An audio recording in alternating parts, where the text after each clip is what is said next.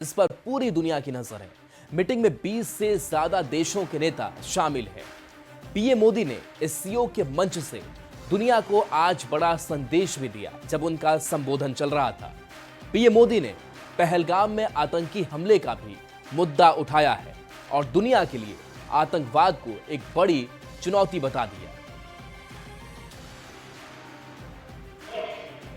भारत ने joint information operation को lead करते हुए अल कायदा और इससे जुड़े आतंकी संगठनों से लड़ने का इनिशिएटिव किया।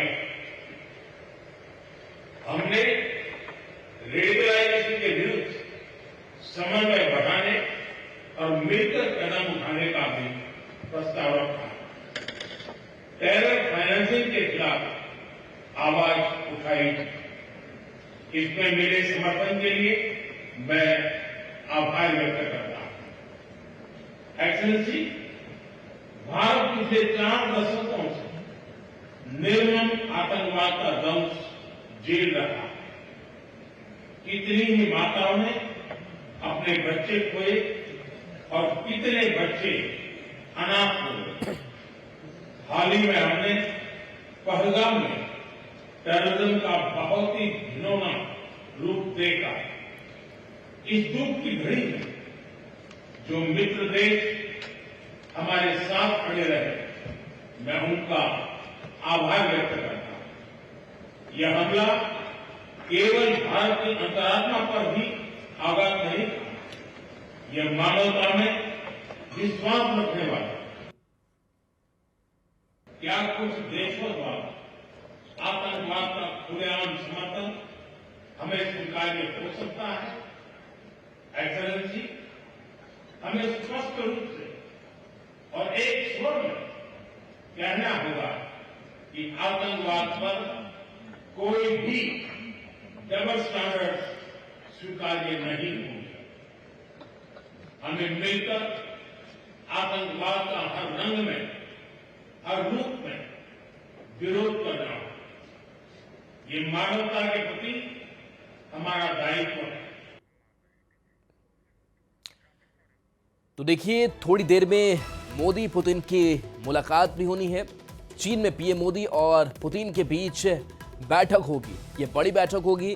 पीएम मोदी पुतिन के बीच करीब 45 मिनट तक ये बातचीत चलेगी और उससे पहले की भी मुलाकात की तस्वीर आप तक हम पहुंचा रहे हैं, जहां दोनों नेता एक दूसरे के साथ काफी गर्मजोशी के साथ मिलते हुए दिखाई दिए और इसके बाद से थोड़ी देर में बैठक होगी। करीब 45 मिनट तक बातचीत चलेगी। पीएम मोदी और पुतिन के बीच द्विपक्षीय बातचीत होगी। तो प्रधानमंत्री का ये दौरा बेहद ही अहम है, चाहे वो चीन के साथ रिश्ते हो, सीमा विवाद भी कई तरीके के हैं, उसको भी सुलझाना है। इसके साथ साथ पुतिन के साथ भी द्विपक्षीय बातचीत होगी और ये तस्वीर कुछ देर पहले की सामने आई है, जहां दोनों नेता एक साथ साथ चलते हुए दिखाई दे रहे हैं। तो व्यापारिक मसला हो या फिर आतंकवाद का मामला हो और इन सब के बीच अमेरिका का टैरिफ बम हो, इन सबको लेकर के जो बातचीत है वो की जाएगी। यह तस्वीर आपको दिखा रहे हैं, जहां पर देखिए पुतिन के साथ गले मिलते हुए प्रधानमंत्री नरेंद्र मोदी दिखाई दे रहे हैं। तो प्रधानमंत्री नरेंद्र मोदी ने खुद ये सोशल मीडिया एक्स पर पोस्ट किया और कहा कि काफ़ी बेहद ही अनुभव रहा और शानदार तरीके से हमने मुलाकात की है। दोनों देशों के संबंधों को भी लेकर अपनी बात रखी। उन्होंने कहा कि राष्ट्रपति पुतिन से मिलकर हमेशा खुशी मिलती है। इसमें दोनों गले मिलते हुए दिखाई दे रहे हैं। आगे लिखते हैं कि इस सीओ समिट में पुतिन जिनपिंग से विचार हमने साझा किए। तो प्रधानमंत्री नरेंद्र मोदी आज केंद्र बिंदु के तौर पर दिखाई दिए, जहां वो जिनपिंग और पुतिन के बीच दिखाई दिए और इन सब के बीच देखिए कैसे प्रधानमंत्री नरेंद्र मोदी के गले पुतिन लगे हुए दिखाई दे रहे हैं। यानी कि इन देशों के बीच अब जो कई महत्वपूर्ण समझौते हैं वो भी किए जा रहे हैं और जो खबर सामने आ रही है कि अब से थोड़ी देर के बाद से मीटिंग और 45 मिनट तक एक बातचीत चलेगी। बढ़ेंगे आगे। बिहार में 17 अगस्त से शुरू हुई राहुल गांधी और तेजस्वी यादव की वोटर अधिकार यात्रा का आज समापन हो रहा है और इसको लेकर पटना में आज इंडिया गठबंधन के बड़े नेताओं का महाजुटान हो रहा है। पटना के गांधी मैदान में इस यात्रा का समापन हो रहा है। 14 दिन की इस यात्रा में राहुल, तेजस्वी और इंडिया गठबंधन के नेताओं का कारवा 24 जिलों में 50 विधानसभा क्षेत्रों से होकर के गुजरा। इस यात्रा के दौरान कई विवाद भी हुए। पीएम मोदी को लेकर के गाली गलौज भी हुआ, जिसके बाद से सियासी बवाल भी मचा।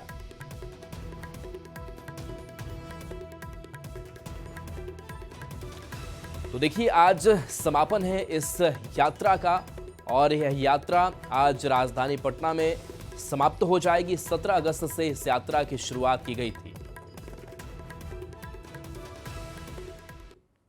और जनता को समझ में आ गया है कि बीजेपी वोट चोरी कर चुनाव चोरी कर सरकार बनाती। जनता को ये भी संदेश देना चाहा हमने कि जो सरकार वोट चोरी से बनती है वो कभी जनता की सेवा नहीं करेगी, क्योंकि जनता नाराज़ है या खुश है, वोट चोरों को कोई फर्क नहीं पड़ता है, क्योंकि उनको लगता है कि चोरी से वो सरकार चुरा लेंगे। गांधी मैदान से शुरू हो रही वोट अधिकार यात्रा का आज अंतिम पड़ाव है और उस अंतिम पड़ाव में एक विशेष गाड़ी जो है, ये देखिए खुली हुई जो बस है वो लाई गई है, जहां पे आज राहुल गांधी, तेजस्वी समेत तमाम जो बड़े चेहरे होंगे वो आज इस बस में सफर करेंगे। चूंकि अंतिम पड़ाव है और इस अंतिम पड़ाव में आपको बता दें कि यहाँ से ये जो दो कुर्सियाँ देख रहे हैं, एक जो यहाँ पे मल्लिकार्जुन खड़गे भी रहेंगे, तेजस्वी होंगे, राहुल गांधी होंगे, मुकेश सहनी होंगे, दीपंकर भट्टाचार्य होंगे, उसके बाद डिम्पल यादव जो है वो भी होंगी, शिवसेना के जो लोग होंगे वो भी होंगे। यहाँ पे हेमंत सोरेन जो हैं वो भी यहाँ पे पहुँचने वाले हैं। तो ये तमाम जो यात्रा है इस खुली बस में होने वाली है, ताकि हर तरफ से ये बस पूरी तरह से खुली रहे और लोगों को जो है अभिवादन हो, क्योंकि बाकी जिलों में जो यात्रा चल रही थी उन जिलों में कम चेहरे थे जो खुली जीप पे आप देख रहे थे, लेकिन आज की जो यात्रा है वो अंतिम पड़ाव पर और भव्य होने वाली है, जिसके कारण ये बस जो है उसका यहाँ से खुली बस को मंगाया गया है। कैमरा पर्सन अजय दुबे के साथ रवि एस नारायण, न्यूज़ 18 पटना। तो पटना में आज वोटर अधिकार यात्रा का समापन हो रहा है और गांधी मैदान में इंडिया गठबंधन के मार्च को लेकर बड़े बड़े होर्डिंग्स और झंडे लगाए गए हैं। लेकिन इसमें सबसे खास बात यह है कि होर्डिंग्स में आरजेडी के बड़े नेता लालू प्रसाद या तेजस्वी सहित सभी गायब हैं। गांधी मैदान में आरजेडी का झंडा भी दूर दूर तक नहीं दिख रहा। ऐसे में तस्वीरों को लेकर अटकलें तेज हो गई है कि बिहार में अब कांग्रेस फ्रंट फुट पर आने की बड़ी तैयारी में है। तो ये तस्वीर देखिए, जहां पर बड़े बड़े होर्डिंग्स लगे हैं, जिसमें मल्लिकार्जुन खड़गे हैं, सोनिया गांधी है, राहुल गांधी है, प्रियंका गांधी है और कांग्रेस के बड़े चेहरे हैं। लेकिन इन सब होर्डिंग्स के बीच में लालू प्रसाद का चेहरा कहीं नजर नहीं आ रहा है, तेजस्वी यादव का चेहरा कहीं नजर नहीं आ रहा है। और सवाल एक बार फिर से वही कि क्या फ्रंट फुट पर खेलने की तैयारी कांग्रेस की इस बार के बिहार विधानसभा चुनाव में, क्योंकि तेजस्वी के सीएम फेस पर भी बहुत सहमति देती हुई कांग्रेस दिखाई नहीं देती है। उनके किसी भी बड़े नेता का उस तरीके का बयान सामने नहीं आता है। दो तस्वीरें आपको दिखा रहे हैं। पटना में यात्रा का समापन होना है, तो देखिए वोटर अधिकार यात्रा जिसका कारवां चल पड़ा था और राजधानी पटना में इसका समापन हो जाएगा। दूसरी तस्वीर आपको दिखा रहे हैं, जहां पर देखिए पटना गांधी मैदान की ये तस्वीरें हैं, कुछ कटआउट्स जो हैं वो लगे हुए हैं। इधर इंडिया गठबंधन के घटक दलों में शामिल भाकपा माले का दावा है कि बिहार में एसआईआर के बहाने करीब 2 करोड़ वोटर का नाम काटने की तैयारी थी, जिससे इंडिया गठबंधन की इस मुहिम से काफी हद तक रोका गया है। मामले में हम लोग सफलता पाए हैं। कम से कम 20% लोगों को हटाने की साजिश थी। कुछ नहीं तो 1.5-2 करोड़ लोगों का ये लोग नाम काटना चाहते थे। वो 65 लाख पर आकर के रुका और हमने कोशिश की कि 65 लाख में भी गलत तरीके से जिनका नाम काटा गया उनके नाम फिर से शामिल हो और ये लड़ाई अब आगे बढ़ेगी। तो बीजेपी के राष्ट्रीय प्रवक्ता शाहनवाज हुसैन ने इंडिया गठबंधन की वोटर अधिकार यात्रा पर तंज कसा है। शाहनवाज ने कहा कि राहुल गांधी तेजस्वी को सीएम चेहरा मानने को तैयार नहीं है। ऐसे में अभी से ही इंडिया गठबंधन में खटपट तेज हो गई। राजद के लोग कांग्रेस से गुस्से में हैं क्योंकि राहुल गांधी तेजस्वी यादव को मुख्यमंत्री का उम्मीदवार भी मानने को तैयार नहीं है। इस वजह से बहुत ज्यादा आपस में द्वंद्व चल रहा है। इनके द्वंद्व का नतीजा है कि आज राजद और कांग्रेस के लोगों में आपस में लट्ठम लट्ठा हो रहा है। शेखपुरा में कार्यक्रम के दौरान डिप्टी सीएम विजय कुमार सिन्हा ने आरजेडी नेता तेजस्वी यादव और कांग्रेस सांसद राहुल गांधी पर हमला बोलते हुए कहा कि जंगल राज के सूत्रधार के युवराज को पिंजरे में बंद कर देना चाहिए। साथ ही दोनों पर बिहार को बर्बाद करने का आरोप लगा दिया। और क्या कुछ कहा, आइए आपको सुना। ये राहुल गांधी तेजस्वी यादव बिहार को बर्बाद किया है, क्योंकि राजद कांग्रेस 15 साल शासन किया। उसके पहले कांग्रेस की शासन थी।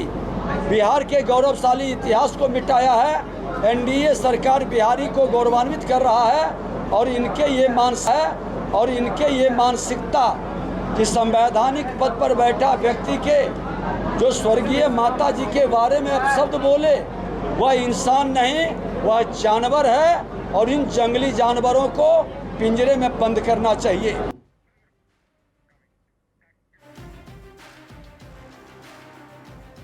तेजस्वी यादव ने सीएम नीतीश कुमार के विजन पर सवाल उठाने पर जेडीयू ने जोरदार पलटवार किया है। जेडीयू प्रवक्ता राजीव रंजन ने कहा कि नीतीश कुमार कभी अपने विजन से नहीं भटके हैं और जिन लोगों के पास अपनी कोई दृष्टि नहीं है वे नीतीश कुमार पर सवाल उठा रहे हैं। नीतीश कुमार जी कभी भी अपने विजन से नहीं भटके। जिनके पास कोई दृष्टि है ही नहीं, वो विजन क्या करते हैं। तेजस्वी यादव, सच्चाई है कि यूनिवर्सिटी का मुंह उन्होंने नहीं देखा है। अब आधुनिक बिहार के विश्वकर्मा है नीतीश कुमार। आप इनकी दृष्टि पर सवाल खड़े करेंगे, इनकी दूरदर्शिता पर बातें करेंगे, आप कॉपी पेस्ट की बात करेंगे। बिहार 2005 के पहले कहां था? बिहार में विधानसभा चुनाव से पहले चुनाव आयोग वोटर लिस्ट रिवीजन की प्रक्रिया निर्वाचन आयोग बांग्लादेश और नेपाल से आकर बिहार में रहे लोगों को नोटिस जारी किया है। आयोग ने करीब 3 लाख मतदाताओं को नोटिस जारी किया है, जिनके दस्तावेजों में विसंगतियां पाई गई हैं। इनमें सबसे अधिक मामले सीमावर्ती जिला किशनगंज से सामने आए हैं। ठाकुरगंज के सीमावर्ती पंचायत में कई महिला नेपाल से शादी कर भारत में बहू बनकर आई। किशनगंज जिला निर्वाचन पदाधिकारी की तरफ से सभी को नोटिस जारी किया गया है। भातगांव पंचायत की मुनिया देवी को भी बीएलओ की तरफ से नोटिस मिला है। अब बीएलओ की तरफ से जो 11 तरह के दस्तावेज की मांग की जा रही है, जिसे लेकर उन्हें मुश्किल है, क्योंकि एक तो उनके माता पिता नेपाल के निवासी हैं, ऊपर से पिता जीवित नहीं है। ऐसे में लोगों ने मांग की है कि उन्हें ऐसी परिस्थिति में नागरिकता दी जाए। नेपाल सीमा से सटे होने के साथ साथ भारत और नेपाल के बीच बेटी रोटी का संबंध होने से नेपाल की लड़कियों की शादी भारत में और भारत की लड़कियों की शादी नेपाल में सालों से होती आ रही है। नेपाल के तो और कई लोगों का शादी हुआ होगा यहाँ पे? बहुत सारा है, हम अकेले थोड़ी है, बहुत सारा है लेडीज यहाँ पर। नेपाल का जो है बहुत बेटी यहाँ पर है, तो सरकार पहले ही ऐसा नियम बनाता जो नेपाल का बेटी यहाँ नहीं आएगा, तो अभी नया करके बनाया तो थोड़ी ना होगा ऐसे। नोटिस तो सिर्फ आप ही को आया है? हाँ, हमको ही आया है। लेकिन इस सीमावर्ती क्षेत्र भातगांव में तो बहुत सारा लड़की नेपाल की होगी। नेपाल का बहुत है, लेकिन नोटिस मेरा ही आया है। 2011 में जैसे हमको शादी हुआ तो उस हिसाब से जोड़ लीजिए हमको कितना दिन हुआ। शादी से पहले नेपाल में ही रहते थे? हाँ, हमको शादी वहीं से करके रहा। पटना के मनेर पहुंचे हसनपुर विधायक तेज प्रताप यादव ने फिर एक बार से मनेर से आरजेडी विधायक भाई वीरेंद्र को लेकर विवादित बयान दे दिया। दरअसल तेज प्रताप यादव नाबालिग छात्रा की रेप के बाद हत्या मामले में पीड़ित परिजनों से मिलने पहुंचे थे। इस दौरान उन्होंने पीड़ित परिवार से मिलने नहीं पहुंचने पर भाई वीरेंद्र के खिलाफ विवादित बयान दे दिया। सब मिला हुआ है, सब अपराधी के साथ मिला हुआ, तभी इस तरीके का अंजाम हो रहा है। यहाँ का विधायक अभी तक नहीं आया। इतना गधा है यहाँ का विधायक कि अभी घर में नहीं आया। बिहार में लगातार अपराध की घटनाएं बढ़ रही है, लगातार बढ़ रहा है और कोई लगाम लगाने वाला नहीं है। यहाँ का विधायक भी गधा है, जो जनता जिताया वो बीच में नहीं आया, मदद नहीं कर रहा है, आरोपी पकड़ा नहीं रहा है। छपरा के अमनौर थाना क्षेत्र के पकड़ीजी गांव में 2 बहनों की गला रेतने की खबर सामने आई है, जिसमें एक की मौत हो गई, दूसरी बहन गंभीर रूप से घायल है। फिलहाल पुलिस मामले की जांच में जुटी है। जानकारी के मुताबिक रूबी कुमारी और निशा कुमारी घर में सो रही थी, तभी अज्ञात बदमाशों ने धारदार हथियार से हमला कर दिया, जिसमें बड़ी बहन रूबी की मौत हो गई और गंभीर रूप से घायल निशा का प्राथमिक उपचार के बाद पटना रेफर कर दिया गया है। पुलिस ने घटनास्थल का निरीक्षण करते हुए शव को पोस्टमार्टम के लिए भेजा है और अपराधियों के खिलाफ मामला दर्ज कर जांच में जुटी है। लेकिन घटना के 24 घंटे बाद भी पुलिस के हाथ खाली हैं। तो देखिए कि एक महिला जिनका नाम रूबी देवी है, वो मृत थी। उनके साथ में उनकी 17-18 साल की एक बहन है जिनका नाम निशा है। उनका भी गला रेता गया था, बट वो जिंदा थी। अच्छा, उनको अस्पताल भेजा गया। प्रथम दृष्टया हम लोग को देखने से लगा कि जो एक आम का पेड़ है, पेड़ के सहारे उन लोग चढ़े होंगे। खबर बेतिया से है, जहां नरकटियागंज के गुप्ता हॉस्पिटल में मरीज के परिजनों ने जमकर हंगामा किया। परिजनों ने ऑपरेशन में लापरवाही बरतने का आरोप लगाया। हंगामे की वजह से अस्पताल में अफरा तफरी मच गई। सूचना पर पहुंची पुलिस ने स्थिति को संभालते हुए परिजनों को शांत कराया, लेकिन तब तक डॉक्टर फरार हो गए।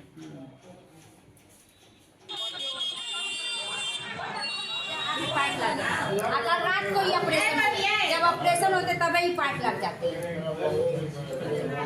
नहीं लगाया गया था। नहीं, अभी हम लोग आए देखने मिले हैं तो देख रहे थे पाइप लग रहे थे। अच्छा, तो अभी जस्ट लग रहे थे।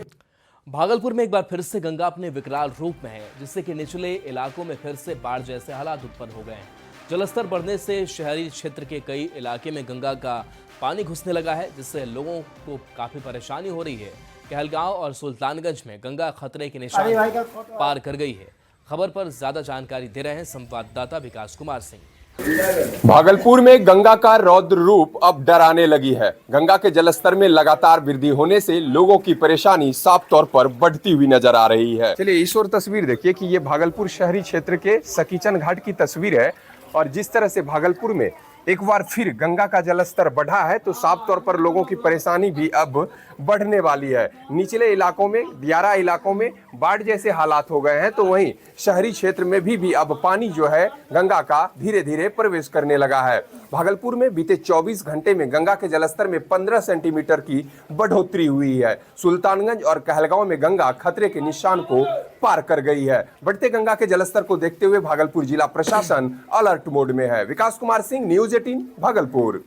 तो वही बेगूसराय में भी गंगा का जलस्तर तेजी से बढ़ा है, जिसकी वजह से तिगड़ा प्रखंड के भगवानपुर चक्की गांव सहित कई वार्ड का बाढ़ का पानी घुस चुका है, और पानी बढ़ने की वजह से पूरा क्षेत्र जलमग्न हो चुका है। लोगों के घर, खेत सब पानी में डूब चुके हैं। लोगों को खाने पीने के साथ पशुओं को भी चारे की परेशानी हो रही है। बाढ़ पीड़ित जिला प्रशासन से मदद की गुहार लगा रहे हैं। बहुत परेशानी है। बाल बच्चा लोग को पानी में नहीं लाने का साधन देते हैं, नहीं चलने का साधन देते हैं, कोई चीज की नहीं व्यवस्था, नहीं खाने का साधन। कोई अगर कोई बात होगा तभी बाल बच्चा लोग को चिकरेंगे तो कोई सुनेगा तो नहीं आएगा। कोई व्यवस्था नहीं है। अभी तक कोई व्यवस्था नहीं हुआ अभी तक। यहाँ पानी के आगम से घर के मुँह पर है, बच्चा तनी गो घर में है। बच्चा सब घर में? हाँ जी। बच्चा सब घर है, अन्हार है, अगन बिजली कखनो कट जाता है, कोई चीज की व्यवस्था नहीं है। तो हमारे व्यवस्था हो तो चाहिए।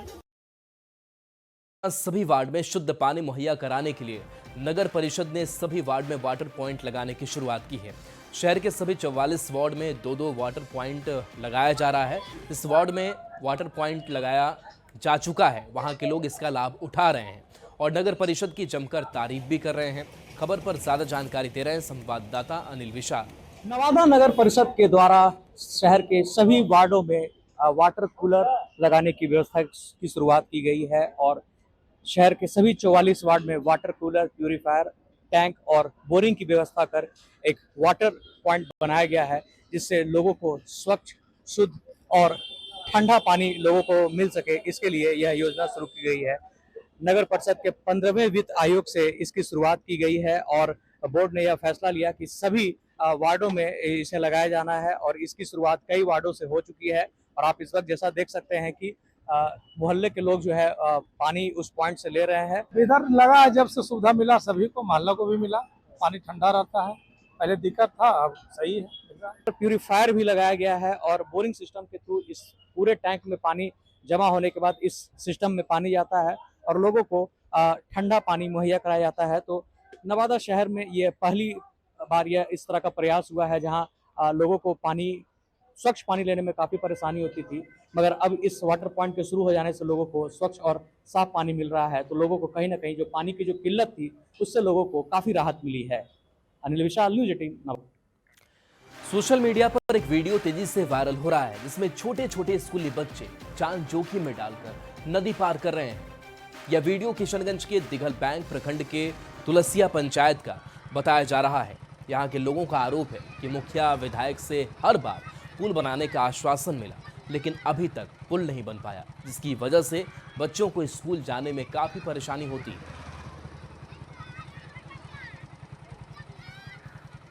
अपलोड करेंगे ना। विधायक जी आए थे कभी आप लोग विधायक तो आए थे, क्या बोला विधायक जी? ठीक है, हम वादा करते हैं कि हम लोग को वेट कर दीजिए, गाड़ी बस्ती वाले को मुखिया आता है, सब कोई वही बोलता है हो जाएगा, नहीं हो जाएगा, मगर हुआ कहाँ अभी हो जाएगा। बच्चे को तकलीफ होता है, बहुत तकलीफ। देखिए ना अभी पानी कितना है नदी में। मतलब बच्चों को कभी स्कूल करना पड़ता है तो कांग में ले जाना पड़ता है। कांग में छोटा बच्चा को कांग में ले गया, छुट्टी हुआ फिर बस लाने जाता है। दिक्कत है, बहुत दिक्कत है यहाँ। गोपालगंज में बंदरों का आतंक लगातार बढ़ता जा रहा है। माझा थाना क्षेत्र के देवापुर पुरदेल गांव में एक बंदर ने महिला के गोद से नवजात को छीनकर हमला कर दिया। हमले में बच्चा गंभीर रूप से जख्मी हो गया। हालांकि मां की बहादुरी से नवजात की जान बच गई। परिजनों ने घायल बच्चे को इलाज के लिए सदर अस्पताल में भर्ती कराया है, जहां डॉक्टरों ने उसकी हालत खतरे से बाहर बताई है। हनुमान आई ना देखनी है कि हनुमान आई काम करत रही है मोड़ी को बैठ के हमनी के इन्हें उन्हें रहनी है सही से आई है झपट देते देखनी है तो दौड़ के लड़का उठा के गई है तले लड़का कोरे में उठा के लेके भागत रही है तले आई है पकड़ के चौकी पे बैठ के मुड़िए धोके लड़का पकड़ के दाब ले बनी सब। अभी बहुत छोटा सा बच्चा है 3 महीने का, इनके परिजन के द्वारा लाया गया है इमरजेंसी में। लोग चेक किए थे, ये लोग बताया कि बंदर काट लिया था, घर में बच्चा सोया हुआ था, उसी टाइम में अब आया बंदर उठा के काट लिया था। तो अभी हम लोग सारा कुछ इलाज किए हैं, अभी बच्चा खतरा से बाहर है। और बड़ी खबर कैमूर से है, जहां ठनका गिरने से 3 महिला की मौत हो गई, जबकि 4 महिलाएं बुरी तरह से झुलस गई हैं। घटना कुरई गांव की है। महिलाएं धान की फसल के बीच लगे घास को काटने जा रही थी, तभी बिजली गिरने से यह हादसा हो गया। घायलों का फिलहाल अस्पताल में इलाज जारी है। तो ठनका गिरने से 3 महिला की मौत हो गई है। ये तस्वीर सामने आई है जहां पर चीख पुकार है इस घटना के बाद से, और 4 महिलाएं बुरी तरह से जख्मी भी बताई जा रही हैं। कुरई गांव की तस्वीर है जहां ठनका गिरने से यह हादसा हुआ है। आज सुबह ही बहुत ही दुखद घटना हुई है कि आकाशीय बिजली से 3 महिलाओं की डेथ हो गई है और 3 महिलाएं घायल हैं। हॉस्पिटल में हम लोग आए हैं इंस्टेंट। 3 महिलाओं की आकाशीय बिजली गिरने से डेथ हुई है जी। कौन सा गाँव है? ये दनियापुर को गई है। क्या खेत में काम कर रही थी? क्या सुबह काम करने के लिए ये लोग जा रही थी। नालंदा के राजगीर में hero Asia hockey championship trophy का आयोजन किया गया है, जहां हॉकी मैच के चौथे दिन आज भारत का मुकाबला कजाकिस्तान से है। Hero Asia cup hockey 2025 league चरण के अंतिम दौर में पहुंच चुका है। आज राजगीर अंतर्राष्ट्रीय हॉकी स्टेडियम में 4 रोमांचक मैच होंगे। नालंदा जिले के राज खेल अकादमी राजगीर में, जहां आप देख सकते हैं 29 अगस्त से hero Asia hockey championship trophy का चौथा दिन इंडिया का कजाकिस्तान से मुकाबला होगा। और आप देख सकते हैं किस तरह से जो है ये मैदान तैयार है, और यहाँ पर जो है इंडिया का मुकाबला आज कजाकिस्तान से होगा। और बता दें कि 1:30 बजे बांग्लादेश और साउथ कोरिया के बीच खेला जाएगा। इसके अलावा 3:30 बजे मलेशिया और चाइना ताइपे के बीच जो है हॉकी खेला जाएगा। इतना ही नहीं, 5:30 बजे जो है चाइना और जापान के बीच मैच खेला जाएगा। और सबसे लास्ट में जो है 7:30 बजे इंडिया और पाकिस्तान के बीच जो है हॉकी मैच खेला जाएगा, जिसको लेकर जो है मैदान तैयार है। बता दें कि यहाँ पर जो है लगातार दूसरा मैच जो इंडिया जीतकर बढ़त बनाए हुए हैं। ग्राउंड काफ़ी अच्छा है और स्पेशली जो लोकल जो क्राउड है वो बहुत ज़्यादा अच्छा सपोर्ट पूरा कर रहे हैं। और जब भी हम लोग डाउन भी हो रहे हैं तभी भी वो चेयर कर रहे हैं हमारे लिए, तो काफ़ी अच्छा लगता है ऐसे जब भी आप होम ग्राउंड पे खेलते हैं। और काफ़ी अच्छा लग रहा है यहाँ पे खेलने में, और जो नेक्स्ट आने वाले मैचेस है उसमें भी अपना अच्छा करेंगे। अब देखना है यह है कि आज का मैच जो है अहम माना जाता है, क्योंकि हालांकि इंडिया के जो कैप्टन हैं लगातार वो कह रहे हैं, दावा कर रहे हैं कि हम ये मैच भी जीतकर, खास करके यहाँ पर से खिताब जीतकर जाएंगे। तो अब दर्शक भी है जो काफ़ी उत्सुक हैं, और दर्शक भारी संख्या में यहाँ दर्शक पहुँच रहे हैं। हालांकि सीट नहीं मिल रही, फिर भी वह जिस तरह से एडजस्ट कर करके जो है मैच देखने को लेकर और मैच जिताने को लेकर, खिलाड़ियों को मनोबल बढ़ाने को लेकर जो है लगातार प्रयास कर रहे हैं। तो कहा जाए तो पूरी तरह से मैदान तैयार है, और आज का मैच काफ़ी अहम होगा, क्योंकि इंडिया और पाकिस्तान के बीच आज का मैच होगा। इसके बाद जो है सभी जो है एक दूसरे से मैच खेलते हुए सेमीफाइनल में जाएंगे, और फाइनल में जो है मैच जीतने के लिए लगातार दमखम जो है इंडिया के खिलाड़ी दिखा रहे हैं। नालंदा से न्यूज़ 18 के लिए से कुमार। और चलिए न्यूज़ 18 बिहार झारखंड पर खबरें आपके लिए लगातार जारी हैं।